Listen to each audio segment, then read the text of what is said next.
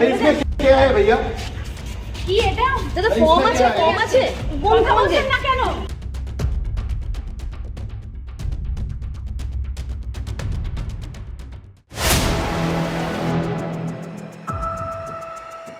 क्या यूपी हरियाणा से फर्जी वोटर ला रही है भारतीय जनता पार्टी?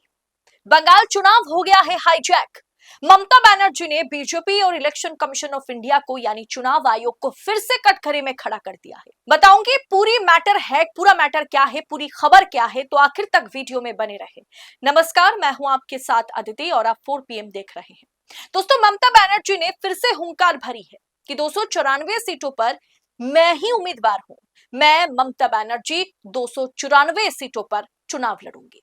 चुनाव आयोग को ममता बनर्जी ने फिर से लेटर लिखा है और उन्हें यह लेटर क्यों लिखनी पड़ी, बताऊंगी। दरअसल पश्चिम बंगाल चुनाव से ठीक पहले महज 21 दिन का वक्त बचा है और उससे ठीक पहले दरअसल मुख्यमंत्री ममता बनर्जी ने अपनी पुरानी रणभेदी चंद्रकोना, एक जगह है जहां पर जनसभा को संबोधित करते हुए ममता बनर्जी आज खूब गरजी और उन्होंने साफ किया कि बंगाल की सभी 294 सीटों पर लड़ना मेरे से है, क्योंकि मैं उम्मीदवार हूं, मैं ममता बनर्जी, मैं उम्मीदवार हूं। लेकिन ममता बनर्जी ने ऐसी बातें क्यों करी, उन्हें क्यों करना पड़ा? बात सिर्फ उम्मीदवारों की नहीं है दोस्तों। ममता बनर्जी ने मुख्य चुनाव आयुक्त को पत्र लिखा है और बहुत ही बड़ी साजिश का ममता बनर्जी ने पर्दाफाश किया है। उनका आरोप है कि हरियाणा, राजस्थान, यूपी और साथ में बिहार जैसे राज्य से, जहां भाजपा की सरकार है, भाजपा शासित राज्यों से फर्जी वोटर्स ला करके बंगाल की मतदाता सूची में एड ऑन किया जा रहा है। जी हां, बाकी भाजपा शासित प्रदेशों से फर्जी वोटर भाजपा लेकर के आ रही हैं और साथ में उन्हें वोटर लिस्ट में शामिल किया जा रहा है। क्या है ये वोटर हाईजैकिंग का मामला? दरअसल ममता बनर्जी ने क्या आरोप लगाया, टीएमसी ने क्या आरोप लगाया और क्या कुछ इस वीडियो की सच्चाई है, मतलब क्या सच्चाई है इस वीडियो जो आपके स्क्रीन पर है। दरअसल बंगाल विधानसभा चुनाव अब ऐसे एक मोड़ पर आया है ना, जहां आरोप सीधा लोकतंत्र की चोरी का लग रहा है। मुख्यमंत्री ममता बनर्जी ने चुनाव आयोग को चिट्ठी लिखकर बीजेपी पर वोटर लिस्ट के साथ छेड़छाड़ करने का गंभीर आरोप लगाया। ममता बनर्जी ने यह दावा किया है कि बीजेपी के एजेंट जो है वो मुख्य निर्वाचन अधिकारी के दफ्तर में हजारों फर्जी फॉर्म 6 जमा किए हैं।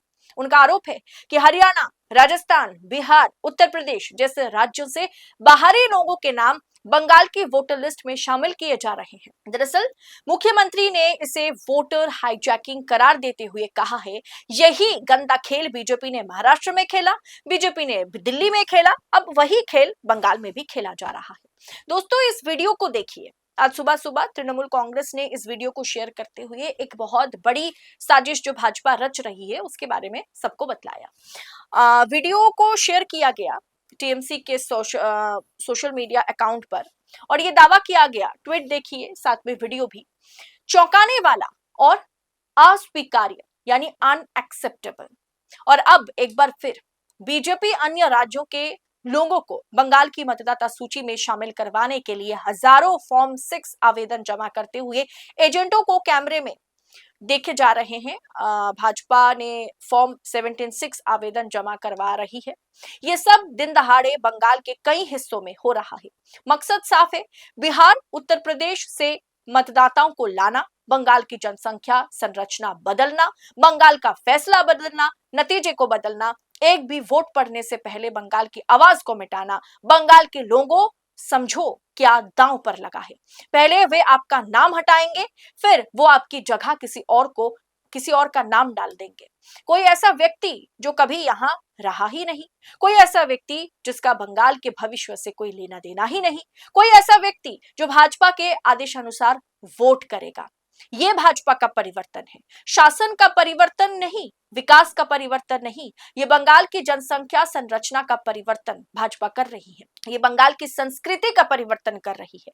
बंगाल के लोगों को भाजपा के लोगों से धीरे धीरे सोची समझी और सुनियोजित तरीके से प्रतिस्थापित करना। दोस्तों, आज के समय में सत्ता की आंखों में आंखें डालकर पत्रकारिता करना मुश्किल हो गया है। हमारे 4 PM नेशनल यूट्यूब चैनल और फेसबुक चैनल को, जिसे आपका प्यार और विश्वास हमेशा से मिलता रहा, उसे बंद करके सरकार ने यह साबित कर दिया कि वो आपके सवालों से कितना डरती है। मुश्किल दौर है, लेकिन हम ना रुके थे और ना ही रुकेंगे। हम सच के लिए हमेशा लड़ते रहेंगे। ऐसे में 4 PM उत्तर प्रदेश यानी 4 PM यूपी को ज्यादा से ज्यादा ज्वाइन करें और स्वतंत्र पत्रकारिता को जिंदा रखने के लिए जितना हो सके उतना हमारा आर्थिक सहयोग करें। आपके सहयोग से ये जंग हम जीत कर रहेंगे। दरअसल दोस्तों, ममता बनर्जी ने चुनाव आयोग को लेटर लिखा है कि किस तरीके से आप वीडियो पर देखे होंगे कि मतलब देख रहे हैं कि कैसे दो व्यक्ति जो है वो पूरे भर के दस्तावेज लेकर के चुनाव आयोग के दफ्तर पहुंच रहे हैं। उसमें एक व्यक्ति के गले में आप भगवा स्टोल भी देख पा रहे हैं। ये दस्तावेज लेकर के चुनाव आयोग के दफ्तर पहुंचते हैं। आखिर ये फॉर्म 6 है क्या?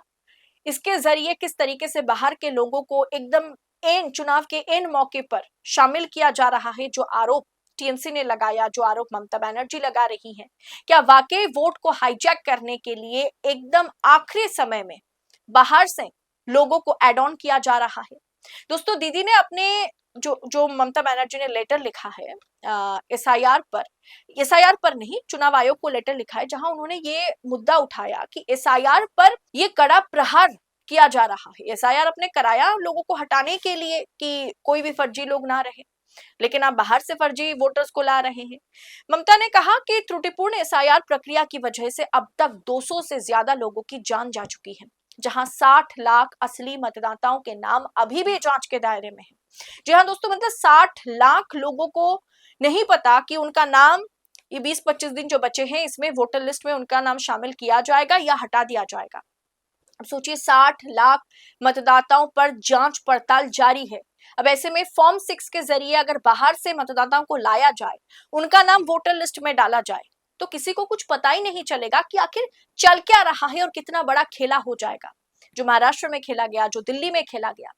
दोस्तों, इसीलिए ममता बनर्जी ने कहा कि चुनाव आयोग बंद कमरों में इन फर्जी आवेदनों को स्वीकार करने की जल्दबाजी कर रहा है और अभी तक 60 लाख लोगों के नाम वोटर लिस्ट में शामिल होगा नहीं होगा, इसके बीच स्थिति बनी हुई है, ऐसी स्थिति बनी हुई है। अब ऐसे में चुनाव आयोग कितने बड़े घोटाले की ओर बढ़ रहा है, ये ममता बनर्जी ने सबके सामने रखा और इसीलिए ममता बनर्जी ने कहा कि 294 सीटों पर मैं ही चुनाव लड़ रही हूं और मैं ही प्रत्याशी हूं, ममता बनर्जी। करीब 10 साल पुराने अपने अंदाज को दोहराते हुए ममता बनर्जी ने अपने कार्यकर्ताओं से, भाजपा के नेताओं से, चुनाव आयोग से कहा है कि लड़ना है तो 294 सीटों पर मेरे से लड़िए, क्योंकि मैं ही उम्मीदवार हूं। दरअसल दोस्तों, जनता समझ रही है, बंगाल की जनता को समझ में आ रहा है कि किस तरीके से खेला खेला जा रहा है।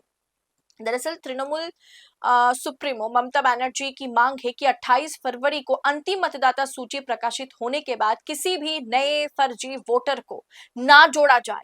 इस तरीके से आप चुनावी प्रक्रिया को, लोकतंत्र को खत्म नहीं कर सकते। उन्होंने चेतावनी दी है कि बंगाल दिन दहाड़े अपने लोकतंत्र की चोरी को बर्दाश्त कतई नहीं करेगा और जाहिर सी बात है, राज्य की जनता हर हरकत पर पैनी नजर रख रही है।